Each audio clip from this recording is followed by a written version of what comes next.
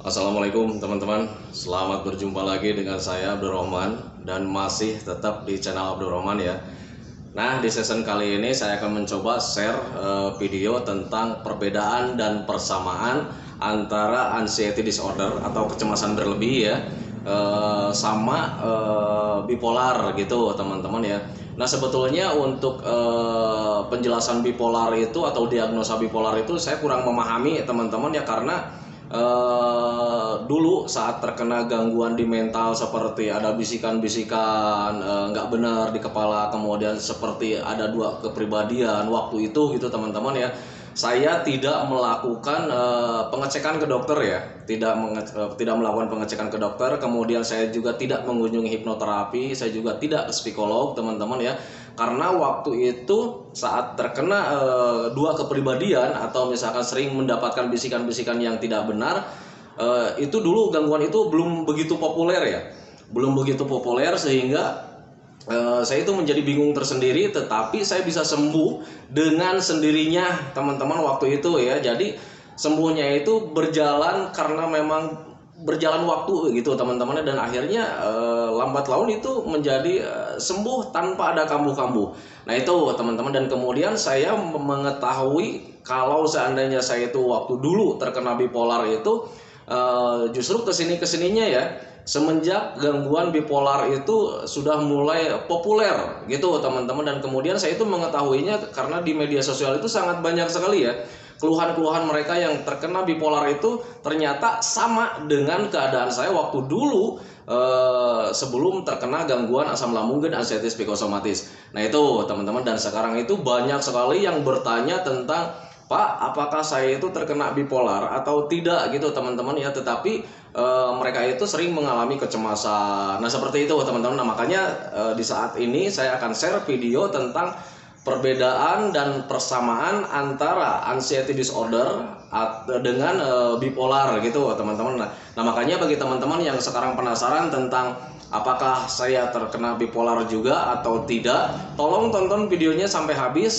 jangan di skip biar kalian nanti mengerti dan paham gitu teman-teman. Dan ketika kalian mengerti dan paham, kalian bisa bisa menanganinya dengan mudah gitu teman-teman. Karena untuk seputaran anxiety, kemudian bipolar, asam lambung, psikosomatis yang saya derita juga dulu, saya itu sembuh dengan sendirinya karena ketika dikaji diri saya sendiri gitu teman-teman ya, itu ternyata gangguan rumahan teman-teman. Semua sensasinya itu bisa kita tangani dengan cara rumahan. Nah itu teman-teman, makanya jangan di skip videonya, tonton sampai habis biar kalian itu mengerti dan paham. Semoga saja kalian itu bisa menanganinya juga sendiri. Nah itu teman-teman ya. Nah kemudian bagi teman-teman yang baru bergabung, kalau seandainya kalian mau bertanya tentang seputaran gangguan asam lambung dan anxiety psikosomatis, alangkah baiknya kalian tonton dulu video-video saya sebelumnya. Karena untuk seputaran gangguan itu sudah saya share ya, dari mulai cerita saya yang terkena gangguan asam lambung dan anxiety psikosomatis, kemudian merasakan 1001 macam sensasi, itu sudah saya share. Kemudian bagaimana cara menangani setiap sensasi yang hadir yang saya lakukan, itu juga sudah saya share. Makanya biar lebih jelas, biar lebih detail, alangkah baiknya kalian tonton dulu video-video sebelumnya. Nah itu teman-teman ya. Nah kemudian bagi teman-teman yang baru bergabung juga, kalau seandainya kalian belum subscribe channelnya, mohon videonya itu di subscribe dulu ya, karena untuk subscribe itu tidak memerlukan biaya, tidak memerlukan pendaftaran. Jadi subscribe itu adalah hal yang sangat mudah sekali bagi teman-teman lakukan ya.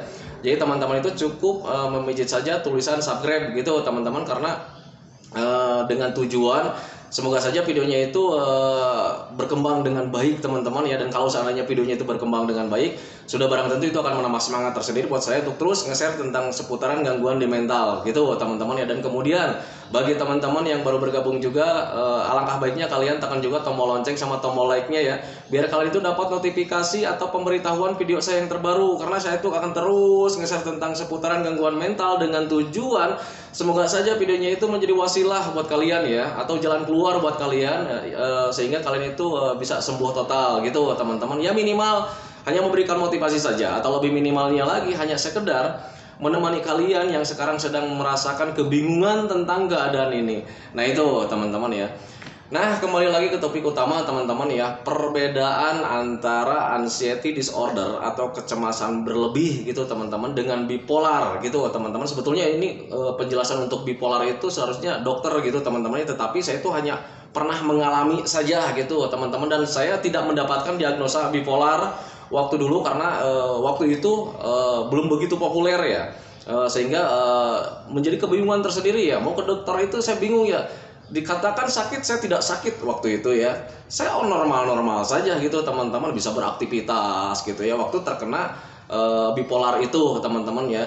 Nah jadi bisa beraktivitas seperti orang normal saja teman-teman, tetapi lebih dominannya itu sering mendapatkan bisikan-bisikan di pikiran saya itu waktu itu. Jadi seolah-olah untuk menyuruh melakukan hal-hal yang tidak kita inginkan atau hal-hal yang tidak kita duga. Dan ketika keberlanjutan ya seolah-olah kita itu rasanya itu ada dua kepribadian ya. Di sisi lain kita itu orang baik teman-teman, di sisi lain kita itu emosinya cepat meninggi ya, cepat tinggi ya, cepat mudah marah, dan kemudian cepat menindaklanjuti apa yang ada dalam pikiran. Nah itu teman-teman ya, bingung dulu waktu itu ya. Nah kemudian justru saya menyadari kalau saya kena bipolar itu kesininya sudah sembuh ya, karena di media sosial itu sangat banyak sekali penjelasan tentang bipolar dan orang-orang yang mengalami tentang bipolar. Nah itu teman-teman ya. Nah perbedaan yang saya rasakan teman-teman, perbedaan antara anxiety disorder dengan bipolar itu sangat banyak sekali. Dan untuk yang terkena anxiety itu tidak selalu terkena bipolar, begitu teman-teman. Dan yang terkena bipolar juga itu belum tentu terkena anxiety. Kalau misalkan kita melihat dari kata-katanya atau kalimatnya teman-teman ya, yang namanya anxiety itu bahasa luar ya, bahasa kitanya itu cemas gitu teman-teman ya. Anxiety disorder adalah kecemasan berlebih, orangnya itu selalu cemas. Tetapi untuk bipolar, kata-kata bipolar itu kalau misalkan kita pelajari, sebetulnya saya juga belum mempelajarinya sih ya.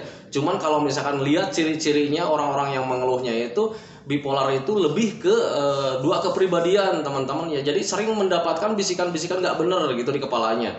Nah itu teman-teman, bisikan-bisikan yang seolah-olah menyuruh kita untuk melakukannya saat itu juga. Nah itu teman-teman ya. Nah jadi itulah untuk anxiety dan bipolar gitu teman-teman ya. Nah kemudian apakah bipolar itu bisa terkena anxiety? Untuk terkena anxiety bukan di bipolar saja, bukan di asam lambung saja, bisa dari gangguan yang lain teman-teman ya. Kadang kita tidak sakit juga, itu kita itu bisa mengalami anxiety disorder atau kecemasan berlebih. Contoh beginilah, kalau misalnya kita sehat nih, kita sehat walafiat ya, kita bahagia, kita nyaman gitu teman-teman ya. Kalau seandainya kita mendapatkan kabar, kalau misalnya mendapat kabar, oh anak belum pulang nih, oh bini belum pulang nih, oh ibu belum pulang, oh orang tua belum pulang gitu. Tahu-taunya ada misalkan ada kecelakaan, misalkan di sana takut-takutnya keluarga kita itu terkena dampaknya, terkena kecelakaan juga gitu teman-teman ya. Wajar kalau misalkan kita itu was-was, cemas gitu teman-teman, dan itu wajar sebetulnya ya. Nah wajar. Nah yang tidak wajar itu kalau seandainya kita selalu mengalami ketakutan berlebih teman-teman ya. Nah itu yang disebut dengan anxiety disorder. Mau ngapa-ngapain kita serba takut, mau ngapa-ngapain kita banyak mikir, sehingga membuat kita itu sering mengalami takut. Nah itu yang kurang wajarnya gitu teman-teman ya. Jadi sebetulnya untuk anxiety disorder itu sangat wajar sekali teman-teman, karena itu bentuk respon tubuh kita ya. Bentuk respon tubuh kita itu yang saya rasakan ya dulu ya.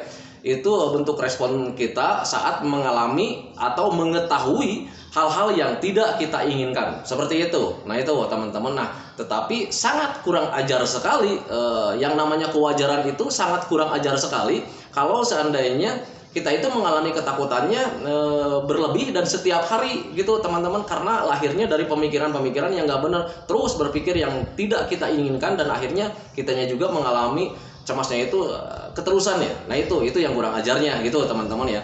Nah kemudian kalau misalkan untuk bipolar itu justru tidak mengalami ketakutan teman-teman ya. Yang saya rasakan dulu gitu ya, tidak mengalami ketakutan, tetapi menyesal ya ada gitu teman-teman. Jadi untuk bipolar itu lebih yang saya alami ya, lebih terkuasai pikiran kita itu dengan pikiran negatif teman-teman, karena sering ada bisikan ya di kepala itu. Jadi kalau misalnya kita lagi nyantai, kita lagi normal lah, biasa orang normal kayak macam gimana ya, melakukan aktivitas seperti biasa.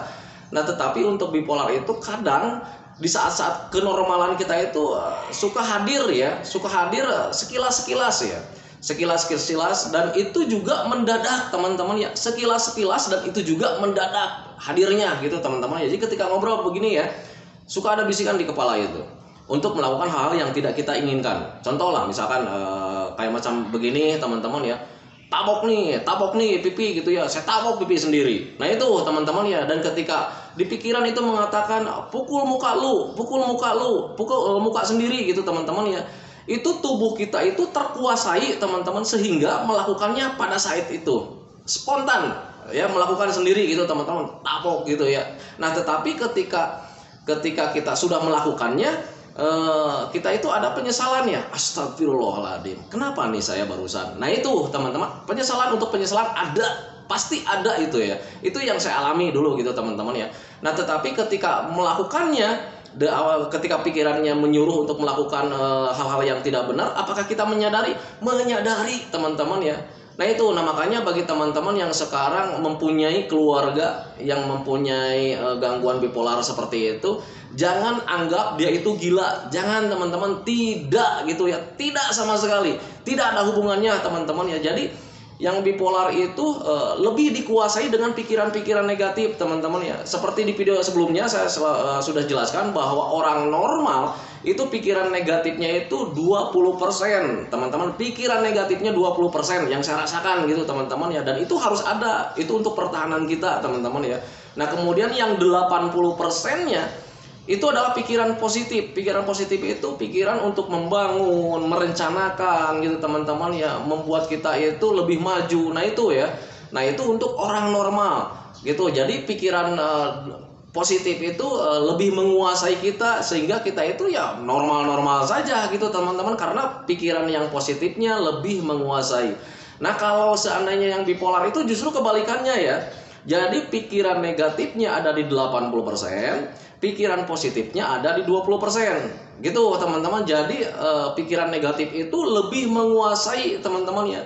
Dan ketika menguasai, semuanya ada perubahan. Dari mulai emosi menjadi tinggi teman-teman ya. Emosi kita itu menjadi tinggi. Jadi kalau misalkan tersinggung dengan orang lain, itu pasti rencana-rencana di kepala itu hadir ya, untuk melakukan tindakan-tindakan yang membuat kepuasan hati gitu teman-teman terhadap orang lain gitu. Kalau seandainya dapat kita itu kalau bersih tegang dengan orang lain seperti itu pikiran-pikiran negatif lebih menguasai. Dan celakanya kalau seandainya tubuh kita sudah dikuasai, akhirnya apa yang dalam pikiran itu pasti dilakukan. Nah itu teman-teman ya. Nah makanya bagi teman-teman yang sekarang sedang mengalami hal tersebut, pahami saja gitu teman-teman ya. Nah itulah yang namanya bipolar gitu teman-teman. Dan saya juga baru mengetahuinya kesininya sih ya, semenjak gangguan bipolar itu sudah mulai booming ya. Kalau dulu sih kurang booming. Ada mungkin orang-orang yang terkena bipolar, cuman nggak terlalu rame lah. Nah sekarang itu rame itu karena memang berkembangnya media sosial, akhirnya informasinya juga kena terhadap orang lain. Nah itu teman-teman ya. Nah untuk bipolar itu perbedaannya itu, jadi untuk anxiety itu jadi bisa terkena ke siapapun gitu teman-teman, bisa terkena dari penyakit apapun, karena wajar sih yang namanya kecemasan berlebih itu karena kita tidak menginginkan hal-hal yang tidak kita inginkan. Nah kemudian yang bipolar juga, apakah bisa terkena anxiety? Bisa teman-teman ya. Jadi waktu itu dulu juga ketika saya mulai bingung, kenapa nih tubuh saya, kenapa nih badan saya, kenapa nih pikiran saya, di situ mulai ada ketakutan tersendiri teman-teman ya. Takut menjadi gila teman-teman, dan wajar itu ya, karena mengalami ketakutan menjadi gila itu wajar, karena memang kita merasakan sendiri bahwa tubuh dan pikiran itu ya sudah tidak bisa terkendalikan, susah dikontrolnya gitu teman-teman ya. Nah itu, nah tetapi karena waktu itu saya mengalami ketakutan, kemudian untuk periksa ke dokter juga itu membingungkan juga gitu teman-teman. Kalau seandainya mau ke dokter itu kita mau curhat seperti apa gitu ya. Soalnya kan keluhan untuk di medisnya itu tidak ada ya. Untuk bipolar itu keluhan di medisnya di awal-awal itu tidak ada teman-teman, kayak macam sakit badan dan sebagainya itu tidak ada teman-teman, kelayangan kayak macam cemas itu tidak ada sebetulnya di awal-awal gitu teman-teman ya. Nah, makanya ketika waktu itu saya terkena bipolar itu bingung ya, kalau misalkan mau datang ke dokter itu saya harus menjelaskan seperti apa gitu ya. Nah itu, nah tetapi saya bisa sembuh total itu karena memang berjalannya waktu. Yang pertama itu saat terkena bipolar itu ya, berjalannya waktu, kemudian terlupakan dengan kegiatan sehari-hari teman-teman ya. Jadi akhirnya untuk bipolar itu sembuh dengan sendirinya juga gitu teman-teman. Jadi saya itu sembuhnya itu mempunyai dua kepribadian itu tidak memakai obat, tidak memakai herbal gitu teman-teman. Jadi waktu itu karena memang sudah ada rasa cuek, karena memang yang selalu hadir itu rasa senang gitu teman-teman, dan akhirnya kejadian-kejadian atau pikiran-pikiran yang selalu hadir untuk melakukan tindakan-tindakan yang tidak kita inginkan itu tidak hadir teman-teman ya, terkecohkan dengan kesenangan-kesenangan. Nah itu teman-teman ya, untuk bipolar itu banyak sekali ragamnya teman-teman ya. Ada yang bisa melukai diri sendiri gitu teman-teman, tetapi untuk melukai diri sendiri itu tidak terlalu parah gitu teman-teman, paling hanya sebatas mukul atau nyubit gitu teman-teman ya. Dan biasanya kalau misalkan kitanya melakukan penganiayaan terhadap diri kita sendiri, kalau misalkan sudah terasa sakit itu berhenti ya, berhenti dan kemudian ada menyesal teman-teman ya. Contoh lah, dulu juga saya sering di pikiran itu ketika ada sesuatu yang menyuruh tampar nih pipi, saya sering menampar pipi sendiri gitu teman-teman ya. Dan ketika ketika kena juga dan ada rasa sakit, itu langsung berhenti ya, langsung berhenti, dan kemudian di situ ada menyesal. Kemudian saya selalu bilang dalam hati, dalam pikiran itu saya selalu bilang, ini kenapa lagi nih ya. Nah itu teman-teman, itu sering berulang-ulang gitu teman-teman ya. Nah tetapi ketika mulai menyadari kesininya, ketika kejadian itu tidak ingin terulang lagi gitu teman-teman ya. Nah ketika ada bisikan di kepala itu, saya selalu mengalihkan dengan cara ya seperti di video kemarin ya, aduh ini ada apa lagi nih, ini pasti kambuh lagi nih, astagfirullah. Jadi untuk ketika pikiran datang hadir itu saya untuk mencoba menenangkan diri gimana caranya supaya tubuh kita itu tidak melakukannya gitu teman-teman, karena pikiran-pikiran itu selalu menyuruh gitu teman-teman ya. Dan saya alihkan agar tubuh saya itu tidak meresponnya, jadi perintahnya itu tidak terjadi, tidak dilakukan. Nah itu teman-teman, itu pengalaman saya, dan akhirnya seiringnya dengan waktu bisa sembuh dengan total. Nah itu teman-teman ya, jadi untuk anxiety itu tidak bagi teman-teman yang terkena anxiety disorder itu sangat minim sekali kalau misalkan terkena bipolar. Tetapi yang terkena bipolar akan sangat dominan sekali terkena anxiety gitu teman-teman ya. Jadi yang namanya anxiety itu bisa terkena dari gangguan apapun gitu ya teman-teman ya. Jangankan untuk gangguan kita mendapatkan kabar saja itu menjadi anxiety, karena anxiety itu adalah kecemasan berlebih. Jadi itulah tentang anxiety dan bipolar gitu teman-teman ya. Nah sekarang perbedaan antara anxiety dan bipolar itu seperti apa? Nah kalau anxiety teman-teman yang saya rasakan, ini pengalaman saya pribadi teman-teman ya. Ketika mengalami anxiety itu saya itu banyak berpikir ya, kemudian tetapi tidak melakukan. Nah itu ya, jadi sering berpikir ya, waduh ini nih pasti nih cemas lagi nih, waduh ini jangan-jangan berbahaya nih gitu ya. Jadi sering berpikir seperti itu yang menimbulkan ketakutan. Akhirnya kita itu tidak banyak berbuat ya. Itu untuk anxiety ya. Kita selalu banyak berpikir ke hal-hal yang menakutkan gitu teman-teman ya.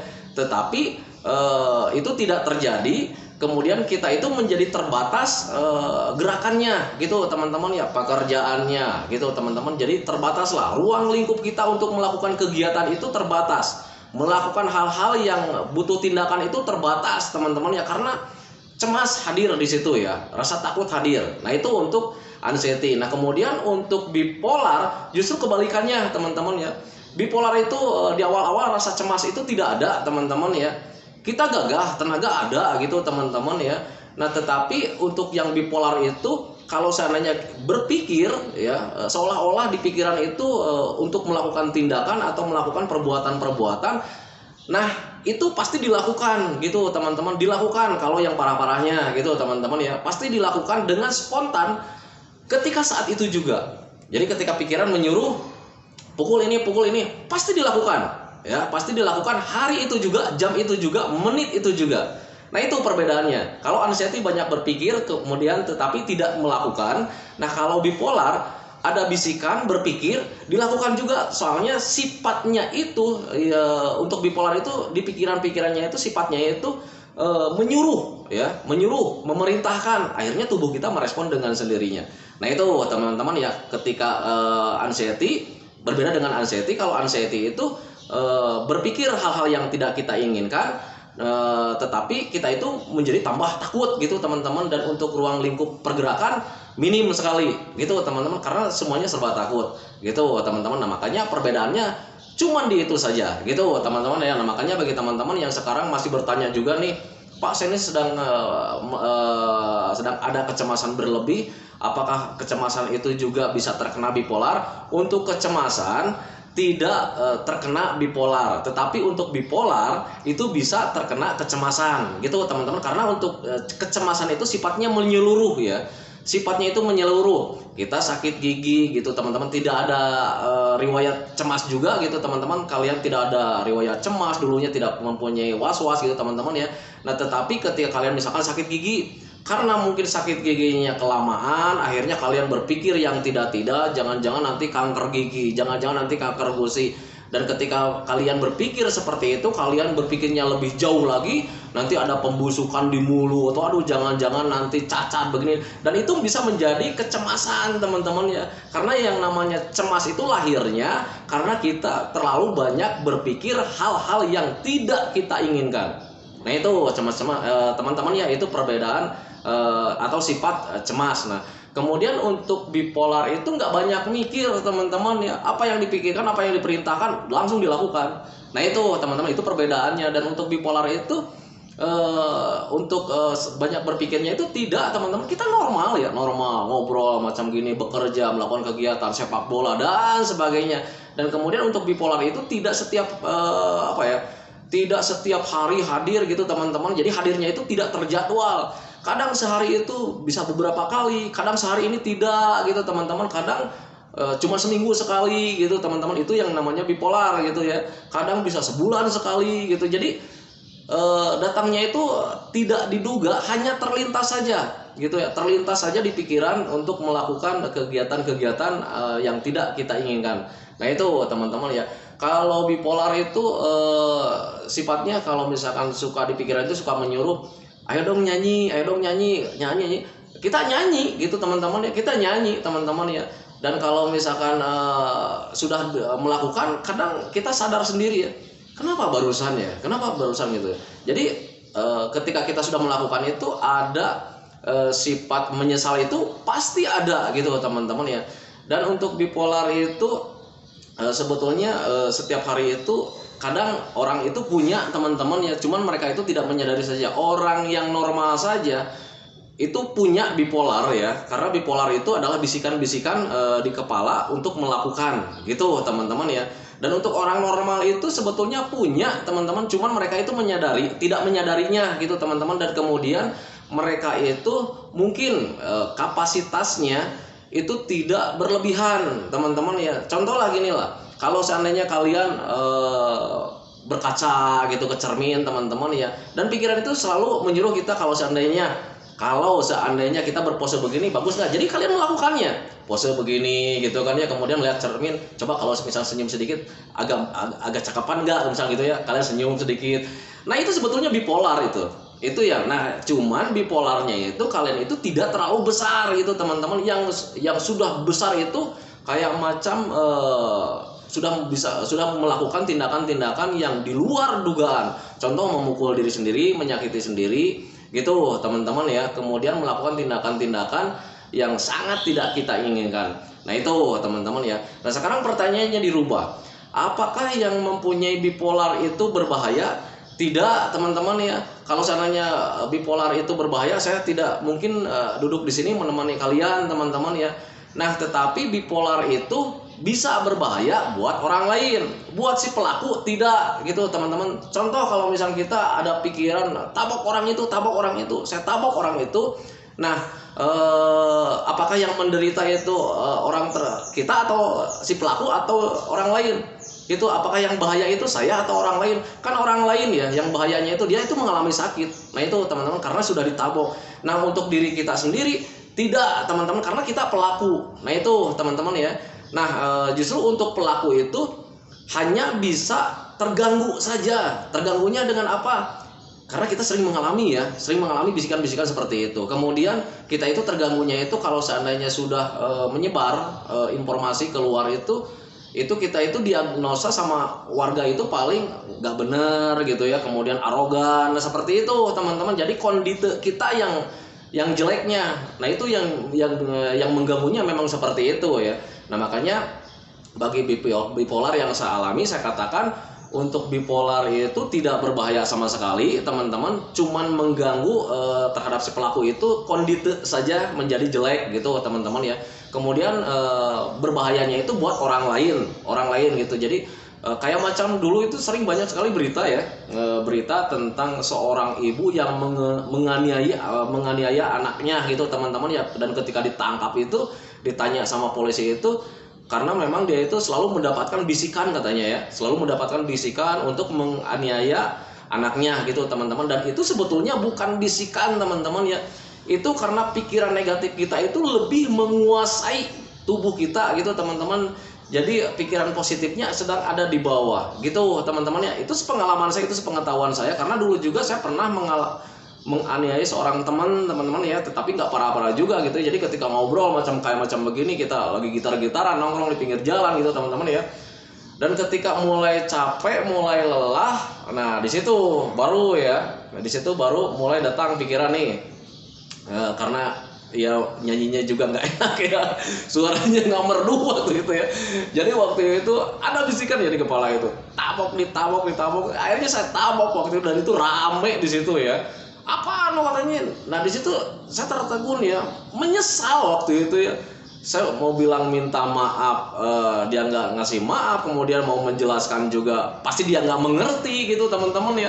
Nah itu makanya waktu kejadian juga saya tertegun, dan kemudian saya dapat tabokan dari orang tua, dari saudara teman saya itu ya, saya terima waktu itu gitu teman-teman. Nah makanya waktu itu saya dapat stigma dari orang lain itu, saya itu orangnya arogan waktu itu ya. Nah itu teman-teman, nah makanya bagi teman-teman yang sekarang mengalami bipolar, hal yang sangat wajar sih sebetulnya kalau misalnya kalian dijauhi sama orang lain gitu teman-teman. Kalau seandainya kejadian-kejadian kalian itu atau bisikan-bisikan kalian yang kemudian dilakukan sudah menyebar atau sudah mengembet ke teman-teman kita atau lingkungan-lingkungan. Nah itu teman-teman ya, pahami saja ke sana. Tetapi patut kalian ketahui bahwa gangguan ini bakalan terlewati teman-teman. Saya juga sembuh total tanpa obat, tanpa herbal teman-teman. Dulu kejadiannya itu waktu sebelum nikah ya, waktu itu di bujangan jauh-jauh ke nikah ya, jauh-jauh sebelum melakukan pernikahan itu saya sudah sembuh sih sebetulnya, sudah sembuh total itu ya. Jadi sudah mulai terlupakan gitu teman-teman. Jadi sudah mulai terkontrol lagi gitu ya, emosinya sudah mulai terkontrol lagi. Karena untuk bipolar itu ketika pikiran menyuruh itu selalu diikuti dengan emosi yang meningkat teman-teman ya. Contoh lah, kalau misalkan kita lagi lagi ada bisikan, ayo tendang nih. Nah itu pikirannya itu menyuruh ke tubuh kita untuk melakukan tindakan seperti itu, menendang gitu ya teman-teman ya.